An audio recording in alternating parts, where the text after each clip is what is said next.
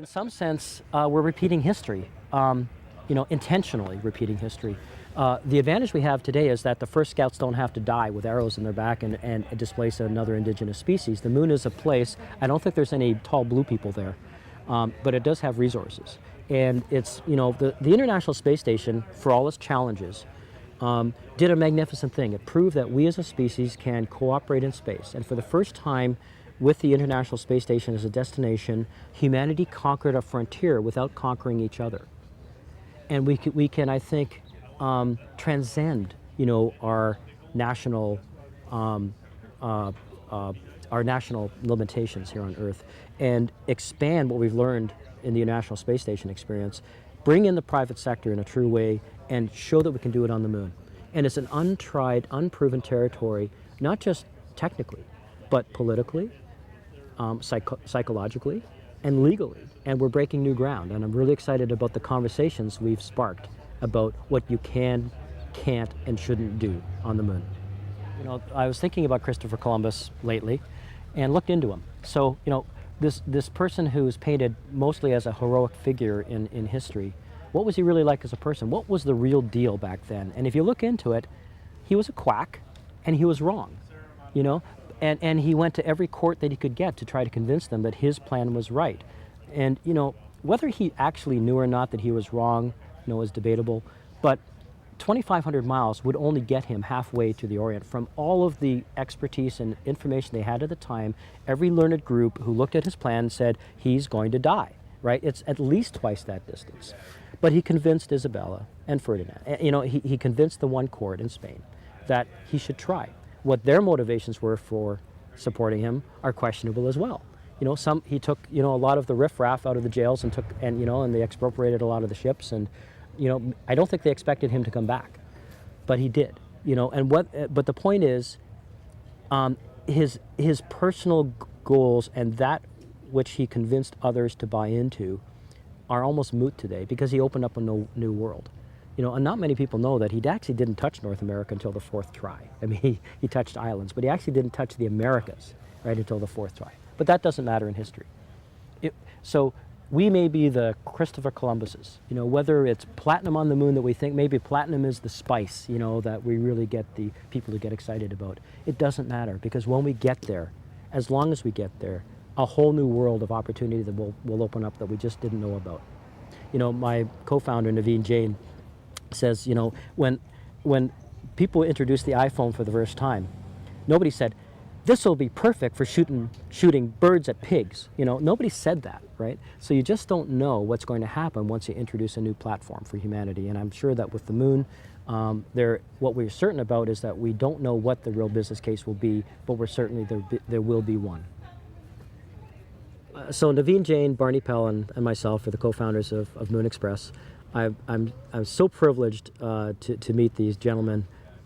Themselves, each of them, very successful internet entrepreneurs. Barney Pell had founded, after being a NASA engineer and scientist for 10 years, here at NASA Ames actually, had made the successful, unusual transition to a successful Silicon Valley entrepreneur.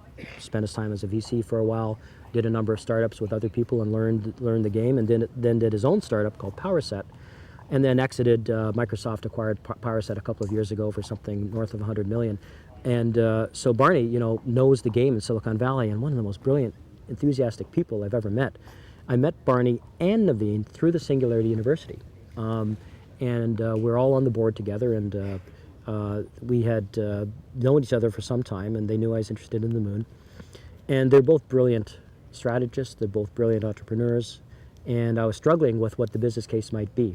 And what he'd come to the table with was something that they couldn't deal with. But what they brought was the Silicon Valley perspective on how a startup should work. And we modeled the lunar aspirations around a Silicon Valley type of model. And with that, a new perspective, they came in as co-founders, became the lead funders. A number of institutional funders have come in from Silicon Valley since then. And we're just on the way, riding a wave of awesomeness right now. We've recently, for almost a year, we were pretty stealth. It wasn't really because we were trying to hide everything we were doing. It's just a matter of circumstance. We had our heads down working hard. We didn't have time really to engage to tell people about what we wanted to do. We had a very short fuse to get the company up and running. We had a mandate to be one of the chosen of NASA for the Innovative Lunar Demonstration Data Program, which is NASA's complement to the Google Lunar X Prize. We felt that unless we were one of those chosen, it really wasn't going to make sense for us to be a contender. So we had a lot of work to do right at the beginning. So we had our heads down. We managed to be one of the chosen in the Innovative Lunar ILDD program. We also, of the 6 that were chosen, were one of the 3 that were chosen for the first delivery contract under that program. So we're very happy about that. We announced ourselves as a contender in the Google Lunar X Prize last September. And since then, we've been working really hard. It's only recently that we've been able to sort of, have a little bit behind us now that we can sort of engage publicly what we're doing. So last week we had a gala launch, of the company. It was our first official. We're really launched. We're really serious, and we had 100 or so friends and colleagues from Silicon Valley come out to a gala that we held at the Computer History Museum just next door to NASA Ames here, and had a wonderful time. The media was wonderful to us. We've had a lot of play on the media. I think NewSpace hasn't had a pulse in the media as broad as that since perhaps the flight of Spaceship One. So we're very happy we hit the front page in the New York Times nationally, and we're really happy that it wasn't just about Moon Express. We're happy that it was about Moon Express, but we're happy we brought the Google Lunar X Prize along with us and a lot of the contenders that are trying so hard like we are. So I think it was a good moment for us that we said, this is the 42nd anniversary last week of Apollo 11. It was also the day, July 21st, we picked for our gala launch party, which was the landing of the space shuttle and really the conclusion of the space shuttle program. We had a number of shuttle astronauts in the audience at the gala with us, and we were able to say, thanks, guys. Absolutely, this is both an honor of the past and this is a celebration of the future. And we're trying to provide a counterpoint to a lot of the doom and gloom that the media was talking about, the end of the program, the end of the era. The only thing it was the end of the beginning. And so we wanted to shout out to the world, this is just the beginning. And, together with the governments, we, the private sector, are excited about the future. And this gives us a chance. The pterodactyls, there was the last flight of the pterodactyl as well at one point. They had their time, right? Now we have our time, and we're going to transition. So it was that coming out party. We're now able to talk about what we're doing. We're sitting here at NASA Research Park, part of the NASA Ames facility. Right in proximity to us here is what we call Area 45, a building, 2-story building where we have our hover test facility. It was developed originally by NASA, and we, Moon Express, have taken it over as a commercial venue for testing our lunar technology, and we have our lunar test vehicle flying in a net in that facility, testing some of our lunar technology we're developing. We're developing a radar system. We're developing new leg landing technology, and it's all about, the last 10 feet. We can buy everything we want. We can go to SpaceX and we can get off the planet very economically. We can go to ATK and we get engines that get us to the moon. You can buy everything you need to get to the moon. What you can't buy is the thing that slows you down, the lander.